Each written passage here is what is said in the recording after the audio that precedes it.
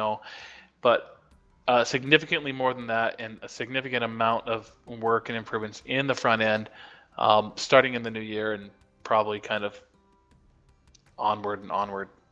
So very awkward answer there for you, but that's because I don't have timelines, but it's going to happen. All right, next question is by Yuasa Waya, and he says, are there plans for colorblind friendly mode, considering a year ago this was something in the pipe, supposedly?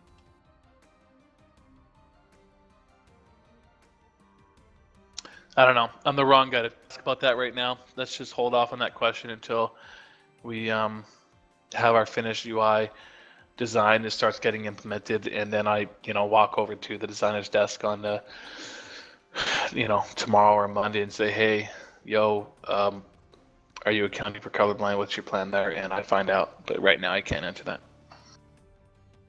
All right, moving on to maps. We have, with another map coming out, are there any plans to gradually pull the smaller maps out of the rotation to redo them, i.e. enlarge them or make any changes?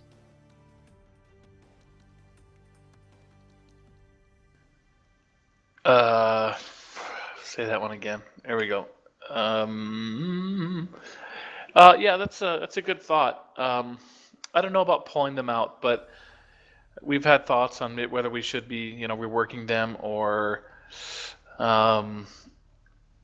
maybe start utilizing them differently.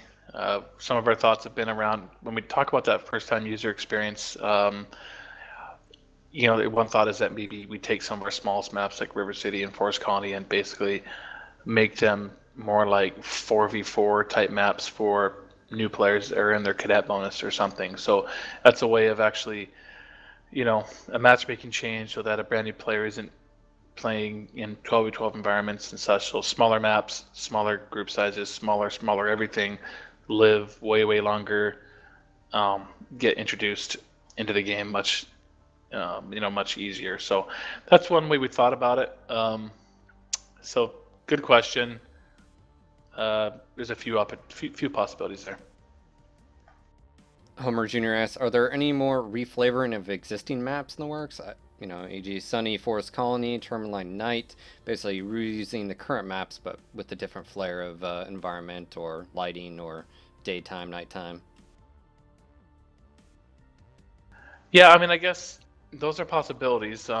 We have made significant progress in sort of a time of day functionality with CryEngine in our maps, where nothing's been decided for sure yet, but there's a possibility of community warfare maps, the invasion maps getting this treatment first, which would be, perhaps Frost, for instance, has like 3 different flavors that you randomly get, whether it's snowstorm, no snowstorm, or dawn, dusk, or whatever. So we can all control that through time of day type functionality in the engine and now, rather than having to actually have the separate maps that you've load into. So I don't know yet how far we can go with that or how sufficient it'll turn out to be, if we we'll see, or if we have to create the new versions of the same map for that. There's some hope though it could work out. So if it does work out well with the invasion maps, then yeah, who knows? It might be a way to add a lot more variety to the existing maps much quicker. So that's something we're exploring. Next question is about UI. It's from Ironhawk, and he says, would be just grand if you guys created a module swapper? Just saying. I think this is in regards to how many times you have to swap out your modules all the time and click and save and wait. What are your feelings on that, Russ? Well, it's the same answer before. It's all taken into account with the new Mech Lab redesign. So all those things will be much easier. You'll know where they are, what mechs they're on, and it's all there.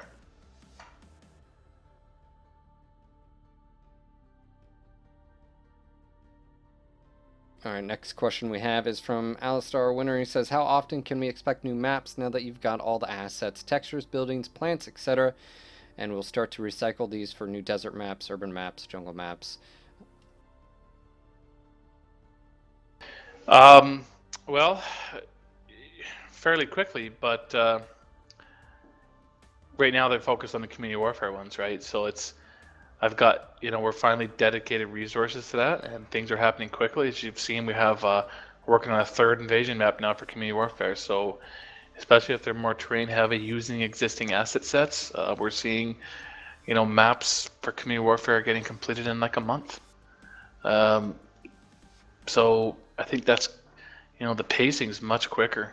We can, depending if they're terrain based and whatnot, like I say, as soon as a month, maybe twice that if they're a little more unique and custom. But that's obviously a pretty significant pace compared to, um, prior. I mean, right now we're looking at, you went from 0 between December and the mining collective, and now we are going to have almost 5 maps total completed by the end of the year when you count mining collective, swamp, and 3 invasion maps for community warfare. So right now I don't know at what point I would turn our attention back to public queue maps. I don't know that yet. We need to get probably a few more at least invasion maps done before we would say, yeah, we better turn our attention back to the public queue, because right now obviously the priority is to get as much variety into the community warfare invasion game mode. All right, same person, Alistair says, will some maps be available for both dropship mode and the old game modes? I'm just waiting for the question to pop up to read it here again. Hello. Thank you. Well, you're talking about the original maps in this case. I think I answered that kind of at the beginning. That's another big, now that we have dropship mode in the game, it kind of precluded us from including the old maps and game modes into community warfare, at least not day one, because it will take some thought and effort to make them compatible. There's a lot to think about there. If a player wants to, is it really random, or is it dropship 96 mechs invasion mode at certain times of the planet's takeover, and then it's not at others? And then will players like that, or will they say, no, that sucks, I want to be able to play invasion game mode whenever possible in community warfare? So there's a lot to think about there, and even once we figured it out, there's a lot of retrofitting of those maps to make them work with a dropship. So I don't have any more answers than that right now. It's not a priority at this moment. The priority is the invasion game modes ready for community warfare, and then of course it makes a lot of sense for us to use all those past 12 plus maps if we can, in some creative way that makes sense, and it'll be a lot more interesting, and a lot more flavor to the players. All right, jumping back up to balance, we have Hoax415 says, how happy are you with the Clan XL drawback? Most players seem to say it's barely noticeable. Yeah, I didn't notice anything with it. I think we kind of expected that.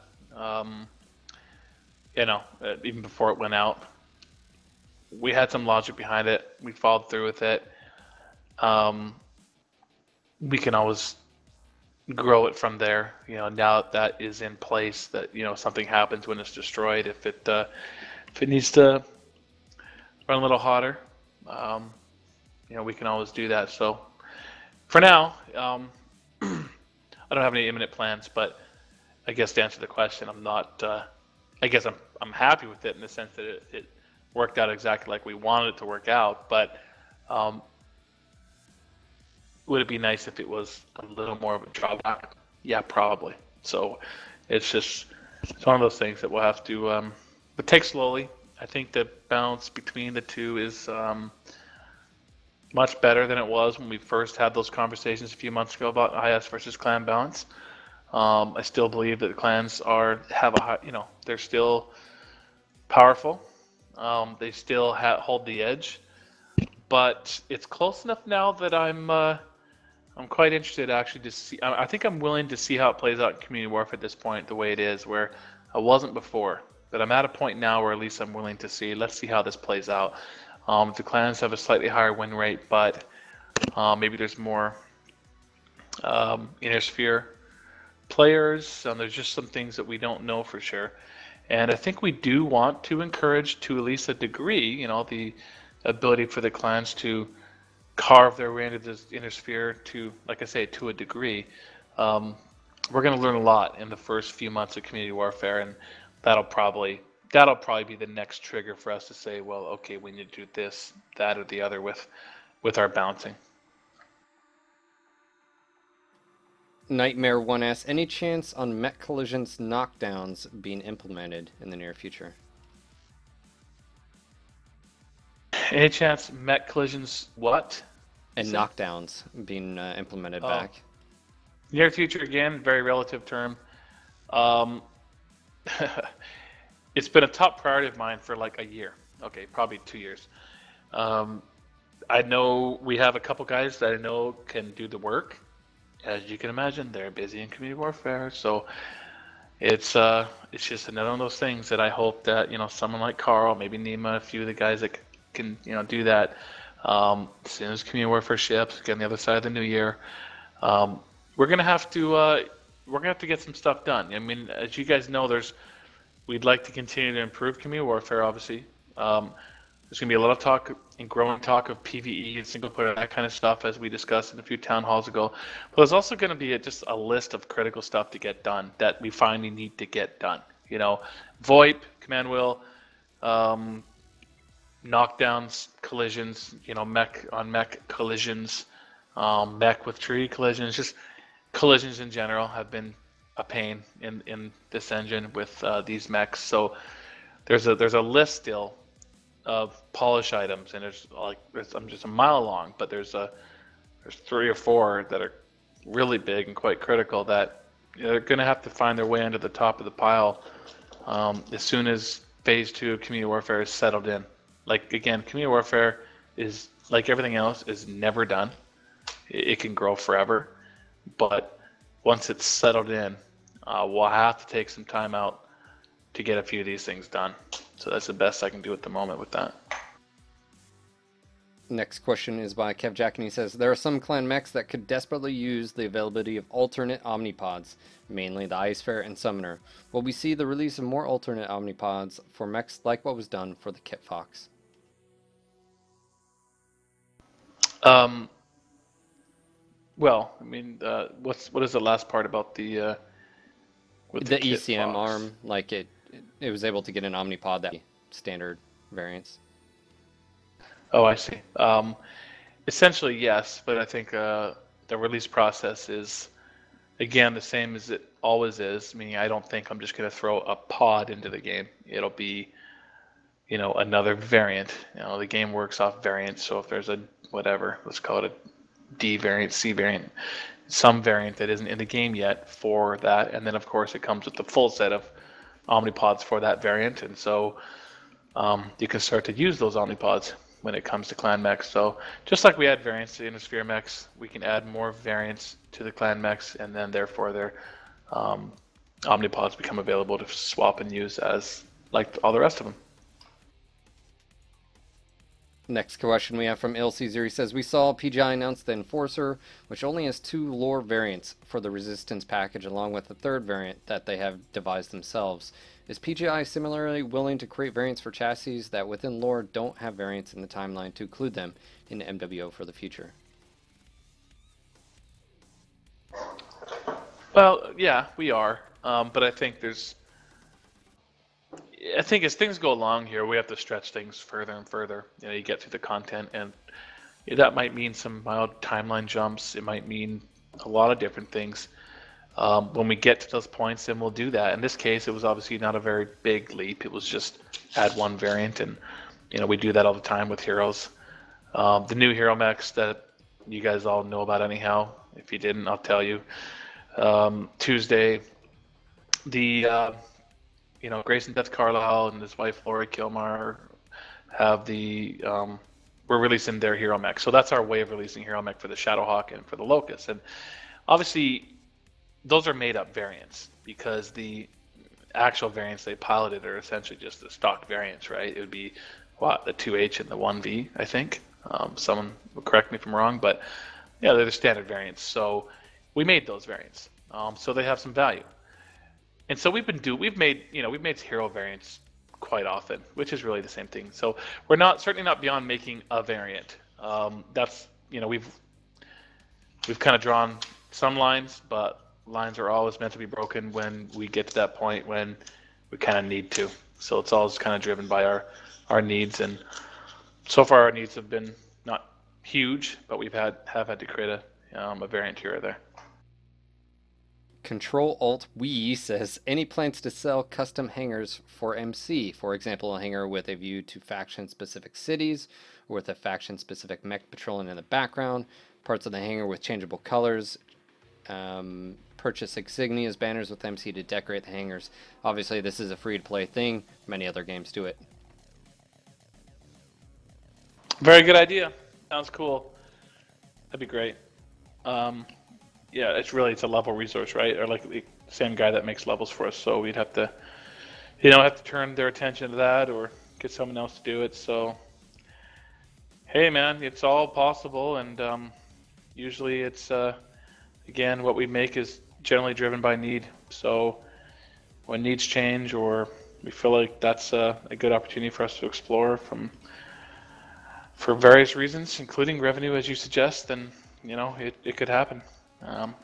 Right now, we're just pushing through on those other priorities, though. Next question we have is the Mauler was hinted at a bit ago, but not much has been heard since. Any update? Well, not much other than to say it seems like a very obvious candidate. There's a Mauler, the Cyclops, and the Black Knight, and there's a series of mechs. I chose the four we went for, as I suggested already, based on, in the end, there was a few reasons, and one of them was just I thought those combination of form actually worked well together. But there's other combinations like Black Knight and Mauler, for instance, or who that might work really well. And then we have to come up with mediums and lights for that. So you guys already know there will be other packs. There won't be another pack, imminently soon. We just released the Resistance, and we've got to, at least get all of Wave 2 released probably. So it'll probably be the new year at the very earliest before we, once we get, one of these other packs concluded, like Wave 2, and then we probably have the capacity to handle, 2 at once, but that's close to our maximum, likely. All right, one more question from Katra. Ever considered the 2C mechs, such as the Hunchback 2C, that mechanically could work like IS mechs, locked hardpoints, non-omni system, but access to clan gear? Of course, yes. It's going to be a timeline thing. We don't think we're there yet, and we know people would like to see it, but we're just really, determined to see community warfare, represent the clan invasion and feel the beginning of the clan invasion and feel it for, a while before we go introducing things that kind of start taking away from that and sort of more make everyone using the same stuff in a way. So I think that's still the case. Just let's play the clan invasion first with kind of more Innersphere versus IS, and we'll go from there. And I doubt highly that the timeline will truly go day by day, and we won't ever skip ahead or anything like that. But not yet, not for a while. All right, Russ, we're going to go ahead and wrap it up. I think this is actually going to be the last town hall before the new year, and then obviously we'll have to do one when we come back. But do you have any last comments specifically in regards to community warfare or any messages to the community you'd like to give? Well, I'm just glad we could do another one of these, and I guess I'm glad I could express exactly what community warfare phase 2 is going to be, and I really feel like it's special. I mean, the team really pushed incredibly hard to get out as much depth of features as we have here this year. So I'm really proud of it. I know the team's been proud of it. There's a ton of work to do in the next month, loads of bugs.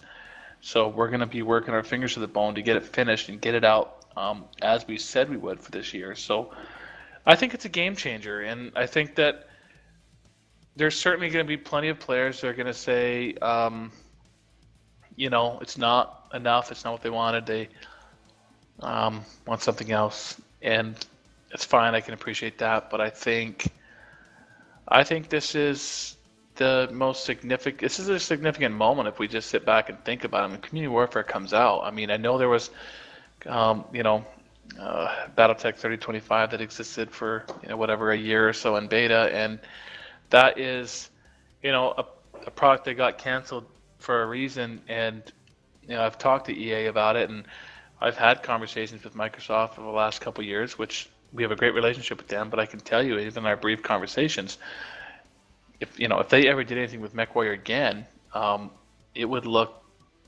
a hell of a lot more like Mech Assault than it does MechWarrior Online. So MechWarrior Online is really the most kind of pure MechWarrior BattleTech game that is in full release that we've ever seen before.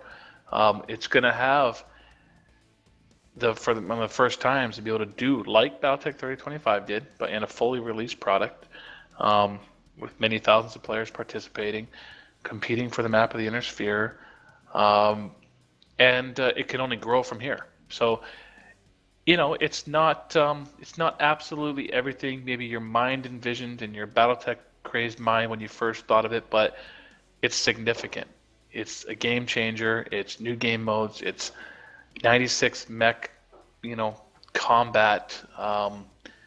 Those are things that, we've just never experienced in MechWarrior before. So I, for one, am pretty proud of it. And I'm going to be nervous as shit for the next 4 weeks just to make sure we get it all squeezed out in time for you guys. But we're going to try our hard. And I think you guys are going to love it. And I hope you love it. And we're just going to keep making it better from that point on. Well, I just want to say thank you again, Russ, for taking the time, and thank you to everyone else who showed up and were posting questions prior, pre and then post. You guys are awesomes, and I just do want to say, Russ, the community does appreciate this. I just want to stress that how many people are thankful for you taking the time to do these, answering the questions, getting the information out there early, and or maybe the calm in the storms, or just letting the people know how you feel about this. It is vital to the community to know how you guys feel, and I will say, a lot of people have seen you guys turn things around. The whole IGP thing is behind us, and it is awesome to see it moving forward. So anyways, I just want to say thank you guys, and thank you to everyone in the chat. You guys have been awesome. I do not think we had to ban anybody, which is always great. Thank you for treating us with respect, and we're going to do the same to you guys. Anyways, Russ, I guess we'll be seeing you for another town hall after the new year, and I guess for some possible community warfare next month, coming soon. All right, thanks again. All right, guys, that is it. We're going to go ahead and wrap it up here for the town hall meeting. Again, my name is Phil. I'm the host of the No Guts, No Galaxy podcast. Just, check out our content. Maybe you like podcasts that talk about mech porn.